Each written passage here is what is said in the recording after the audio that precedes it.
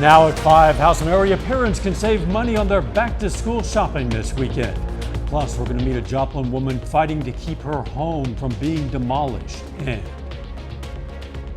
former President Donald Trump is in full campaign mode 1 day after pleading not guilty to charges related to interference in the 2020 election. I'm Willie James Inman in Washington with details on the case and what comes next. The 4 states' most watched news starts now. if you need to do some back-to-school shopping, now is the time. This is KOAM News at 5. I'm Dow Quick. Missouri and Oklahoma are offering a tax-free holiday weekend for back-to-school shoppers. And for the first time ever, cities and counties in Missouri cannot collect local taxes either. Historically, the city of Joplin has opted out of participating, meaning that while you wouldn't have to pay state taxes, you would still have to pay city taxes. This year, all qualifying purchases will be tax-free. While the state of Kansas does not participate in the tax-free weekend, some Fort Scott businesses decided to take matters into their own hands. This weekend, 9 small businesses will participate in Fort Scott's very own tax-free weekend, where the businesses will bear the cost of the tax. Missouri offering their tax-free weekend is something that we know that Kansas is working on and we hope to adopt. It's just one way for us to give back to our local community. Helping people get their children back in school can be a really expensive process, and we're hoping to relieve some of that burden. You know, tax is 9.4%, so they'll get like a total of 10% off of their purchases. In addition, they bundle a lot of their discounts in store, so it actually gives them quite a bit of saving, and so that they can get more for the bang for the buck. Fort Scott's tax-free weekend will run through tomorrow. Joplin schools giving parents a chance to mark even more back-to-school items off their list. The district today hosted its annual Health, Benefits, and Retail Therapy Fair. More than 120 vendors were on hand. Attendees were able to do some shopping, get health screenings, learn about home improvement options, and enjoy some food. Well, enrolling annually is kind of one of those things that you have to do at any job. So we kind of took advantage of that and plugged in some of the necessary options that you have in town, as far as your hospitals, your primary physician, your dentist, your ophthalmologist, and also throw in some banks and some of those fun retail experiences. The first 500 people to attend received goodie bags. Let's check in with Chief Meteorologist Doug Heddy now for a first look at the weather. Well, of course, another hot one for us today. Excessive heat warning still in effect and heat advisory kind of around it. And this is going to be in effect again on Saturday. And then we'll finally get rid of these and actually start to cool down just a little bit. We have a little line of clouds that are rotating through. We may get a couple isolated storms south of I-44 as we go through the evening hours, but I really think everybody else mainly stays dry, and then we're going to focus on a complex out to our west that will start to affect us by tomorrow. Hot evening, we drop back through the 90s, a few isolated storms late this evening, and as we head into the weekend, we do have chances for scattered thunderstorms. The heat continues tomorrow, but then we do start to cool down as we go into early next week. We're going to be looking at all that here in just a bit. See you soon. A 68-year-old Joplin woman is pleading with Joplin officials to let her keep her home of almost 40 years. On Monday, Donna Bray will speak before City Council to try to remove her property from the demolition list. According to the city, the house has been on the Building Board of Appeals agenda for almost 2 years, with no progress made to repair the structure. In June, the board declared it dangerous and ordered it to be demolished. The city previously said the house was vacant and accessible to vandals. Donna says the house was vacant for almost 10 years and agrees she did have problems with people trespassing on the property in the past. But according to her, she moved back in 4 months ago. Donna says she wasn't able to repair the house because of health and finances. They have never offered any help or assistance, even though I found out since then that the city has ways of helping citizens. They've never once offered me any kind of assistance. I don't consider it dangerous. I'm still living there. So it's not dangerous, but they still feel like it is. A fundraiser was created to support Donna. Also, many people have offered their time to help fix the house if it's not on the demolition list. Over the years, previous demolition orders have been lifted. We're going to have more details for you on Donna's story tonight at 6. Former President Donald Trump is doing double duty, preparing to defend himself in the courts while trying to win the Republican presidential primary at the same time. Reporter Willie James Inman has more details from Washington, D.C. Former President Donald Trump is back on the campaign trail just one day after pleading not guilty during the arraignment on charges he tried to overturn the 2020 election. When you look at what's happening, this is a persecution of a political opponent. This was never supposed to happen in America. Trump says the charges against him are meant to distract him from campaigning. He posted on social media Friday, resources that would have gone into ads and rallies will now have to be spent fighting these radical left thugs in numerous courts throughout the country.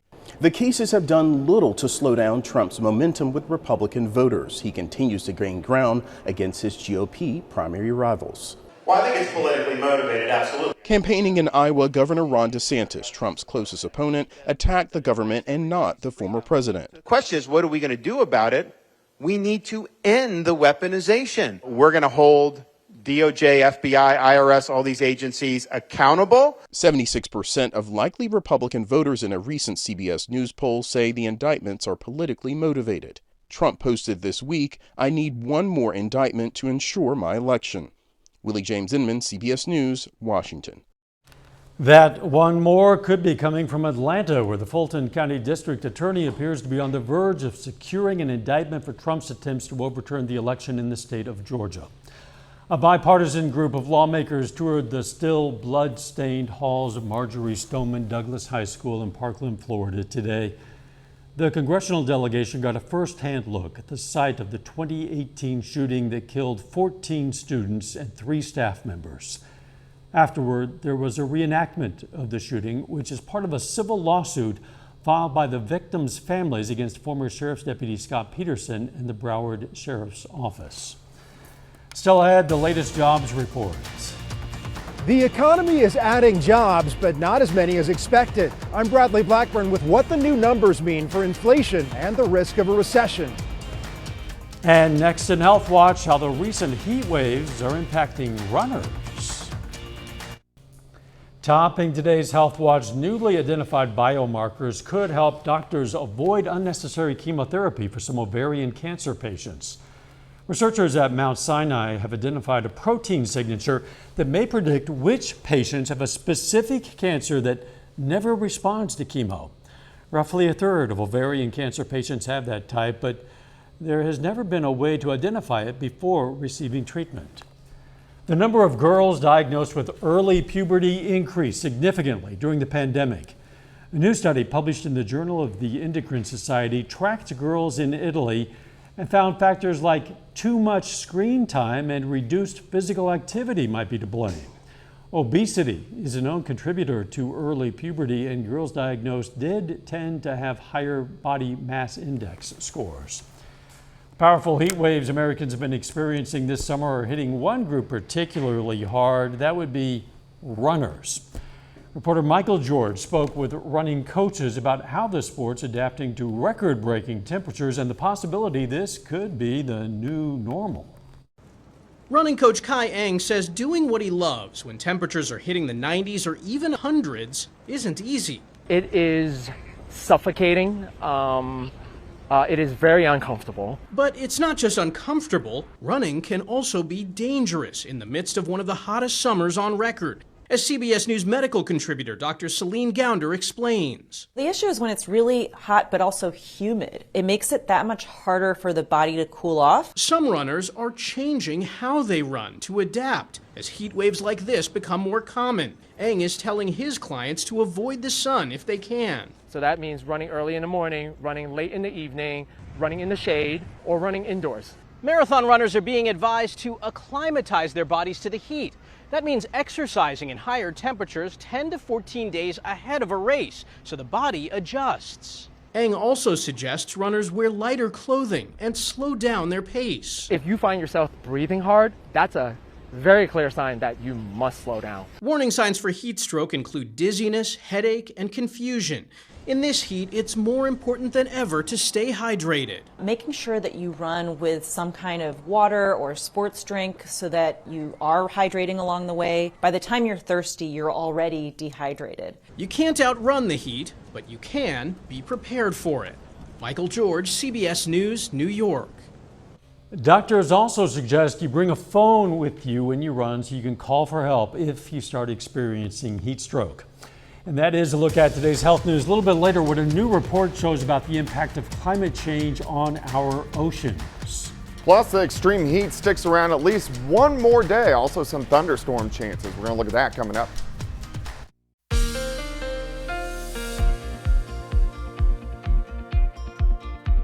Well, of course, it turned out to be another hot one for us today. We have had a few clouds that have been streaming in over the past couple hours, but still temperatures right around 100 degrees. Nice shot, Indigo Sky Casino and Resort. Of course, Indigo is just outside of Seneca, Missouri. Heat advisories, excessive heat warnings, really for all of us. And this goes again through tomorrow, and then hopefully we'll get rid of these at least for a few days before we start to heat back up late next week. Look at our temps right now. Most of us 96, 97, 100 in Parsons, 100 in Neodesha. Veneta is sitting at 100 degrees. We still have those heat indices that are sitting anywhere from 102 to about 108 at Grand Lake. So if you are going to be out this evening, drink plenty of water. Another hot evening, maybe a few isolated thunderstorms trying to pop up late this evening, 9, 10, 11, midnight, but this is mainly going to be in our southern counties. Right now, most of us are dry. We had a little thin band of clouds which worked through and a couple random little sprinkles, but it looks like most of the big thunderstorms are going to stay to our east and then also to our west. So we have a complex across central Missouri, and this is going to produce some severe weather in central Missouri, and then we're going to focus on this complex that is starting to develop out across the western parts of Nebraska, and that will affect us late tonight and then heading into the daytime hours tomorrow. Here's good news. High pressure continues to shove to the south, meaning it is starting to break down, which in return, we get some relief from the heat, which is great news. All right, let's go through time. Here's 8 p.m. You can see a couple isolated thunderstorms in our southern counties, mainly along the Missouri state line, Arkansas line, and then these really start to push out after midnight. So most of us are going to be dry this evening. Late tonight, some scattered thunderstorms start to pop up into the morning hours. These are going to be very scattered, so it's not going to be widespread rain. Here's 6 a.m. and then we have a little bigger complex that will try to get in by mid-morning, but as it does so, it will start to fall apart, but hopefully we can get a little bit of rain out of that tomorrow morning. Once we get into the afternoon, we start to heat up. Most of us, again, are going to go into the mid to upper 90s for highs. A little bit cooler than what we did see today. Watch tomorrow night. Here's 1 a.m. tomorrow night. A bigger complex starts to work in. This will give us a much better chance for widespread rain. Some of those storms could be strong, possibly severe as well. So we'll keep our eyes on that. Out of here Sunday morning, and then Sunday afternoon, shaping up pretty good. Look at our temps, right around 90 for afternoon highs. All right, heat indices still up there for us tomorrow. Still going to feel like 105, 106 across the region, and then those will start to drop. Now, rainfall amounts over the next 36 hours, very scattered. We're just going to have to see where those heavier bands set up, but at least we have the potential to get some rain in here. 97 tomorrow, 91 on Sunday, mainly watching those thunderstorms Saturday night that could be a little bit stronger. 91 Sunday, 88. Look at this on Monday. Hit and miss storms Tuesday and Wednesday. We do go back to 100 by next Wednesday and then kind of stay in the upper 90s. So it does get hot again the second half of next week and then back down into the 80s once we go into next weekend. But at least we get a little bit of a break, which is definitely going to be nice. Oh, you bet. 80s, highs in the 80s, that'll be welcome relief. We'll take it. Thanks, Doug.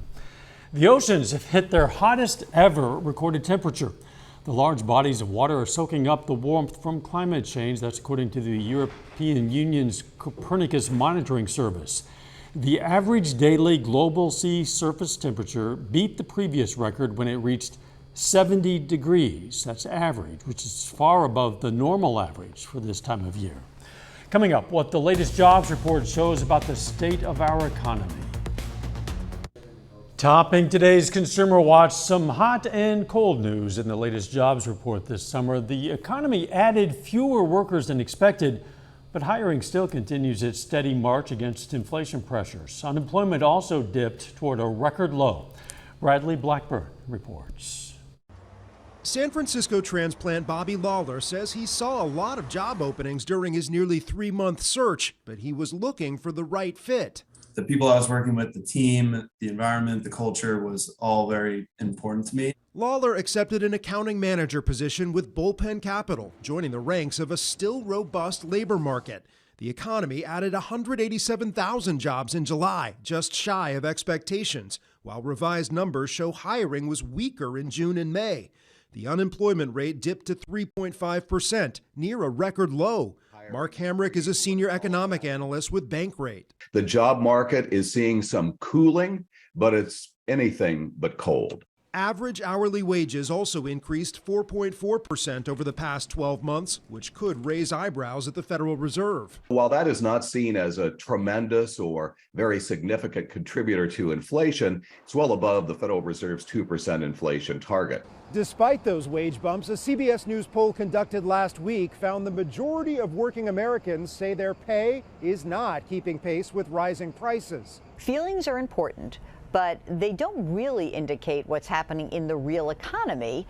And think of it this way, I might feel bad, and yet I'm still taking a trip to Florida with my family. And all these numbers could add up to dodging a recession this year. I think a soft landing has become not just a possibility, but now it's become a real probability. The Fed will weigh these numbers and several more economic reports before its next policy meeting in September. Bradley Blackburn, CBS News, New York. July saw job gains in healthcare, social assistance, financial activities, and wholesale trade. Some Wells Fargo customers are taking to social media to complain their direct deposits have disappeared from their bank accounts. Company spokesperson says the bank is aware of a technical issue causing the problem. The person says Wells Fargo is working to resolve it, but it's unclear when that's going to happen. The extent of the issue is also unclear, but people have been posting about it for about 2 days. Americans are traveling abroad this summer, and they don't seem to mind that it's putting a bit of a dent in their pockets. The average cost for a flight to Europe is $1,200, and according to a travel booking app, that's the highest price in the last 6 years. A final check of the forecast next. Up next on the CBS Evening News, Steve Hartman goes on the road to catch up with a couple after their big day rose from the ashes. Then on KOAM News at 6, how Kansas parents can get some back-to-school assistance from the state. Plus, we're going to have more on a Joplin woman fighting to keep her home from being demolished by the city. And we're going to learn how the Pittsburgh and Webb City Little League teams are doing in the regional tournament. Stay with us for the CBS Evening News and then KOAM News at 6. We've covered and recorded a lot of momentous events in this studio over the years, but no other one quite like this one. Just after the noon news this afternoon, our noon and morning anchor, Caitlin O'Shaughnessy, posed for a few photos with her boyfriend, Junior, and as we were taking pics and recording, this happened. So if you would, Katie Cat, I'd love to be with you and be by your side for the rest of your life. Will you marry me?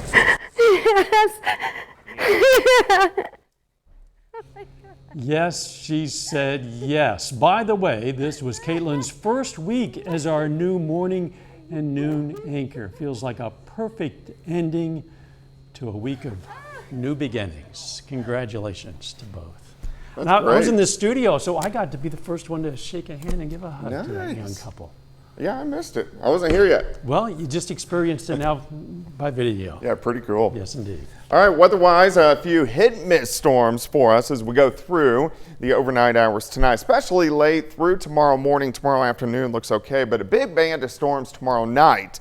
Some of those could be strong, possibly severe, so we'll have to keep our eyes on that. But look at our temps trending downward over the next few days. Downward is the trend we've been waiting for. Thanks, Douglas, and thank you for joining us. CBS Evening News is next, and of course, we'll be right back here at 6. Let's make it a great evening.